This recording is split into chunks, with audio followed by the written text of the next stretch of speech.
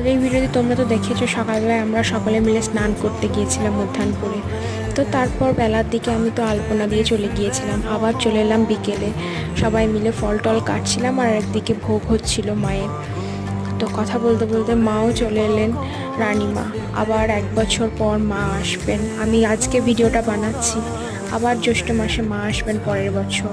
তো মায়ের বরণ পর্ব সারা হওয়ার পর মাকে মায়ের বেদিতে রাখা হলো। তারপর অনেকে মালা নিয়ে এসেছিলো, সেগুলো পরানো হলো। আমিও জানো তো এবার মায়ের জন্য একটা 108টা ফুল দিয়ে একটা মালা নিয়ে এসেছিলাম, সেটাও মাকে পরিয়ে দেওয়া হলো। তারপর নিয়ম অনুযায়ী ঘটে জল ভরে ঘট প্রতিষ্ঠা হলো। আর আমাদের সেদিন আবার মহোৎসবও হয়, মানে খিচুড়ি হয় ছোট করেই, তবে হয়। তো সেটারও প্রস্তুতি চলছিল একদিকে। তো পুজো চলুক, পুজোর অন্যান্য সমস্ত রিচুয়ালস আমি তোমাদের সাথে শেয়ার করছি পরবর্তী ভিডিওতে। আর টাটা, কেমন লাগলো জানিও।